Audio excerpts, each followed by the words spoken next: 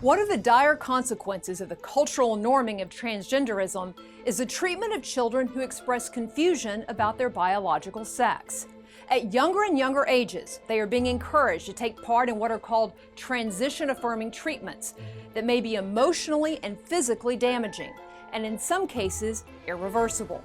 The evidence suggests that advocates of such treatments are more committed to a politically correct agenda than to science, or what is ultimately good for children. Because when it comes to children, here are three key facts those promoting the transgender agenda ignore. Number one, despite what you often hear, scientific evidence shows people are not born trapped in the body of the wrong sex. If transgenderism were biological, then studies of identical twins should prove that. But instead, they showed just the opposite.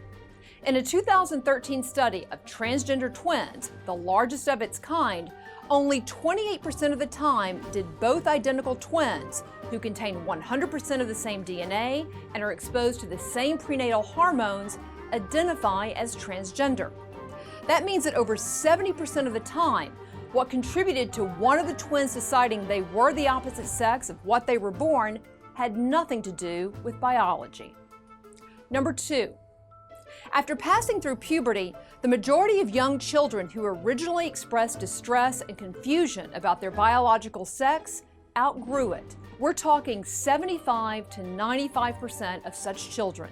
But with the widespread push to embrace and affirm transgenderism, perhaps it shouldn't be surprising that more children are questioning their gender.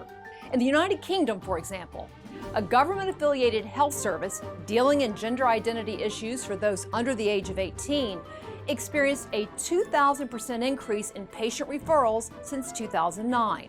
For children under the age of 6, the referrals have increased by over 400%.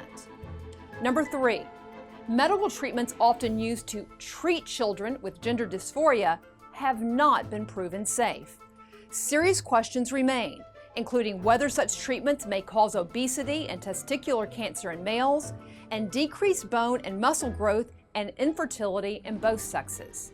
No rigorous scientific studies exist to show the long-term physical or psychological effects of puberty blockers and cross-sex hormone treatments on normally developing children. None.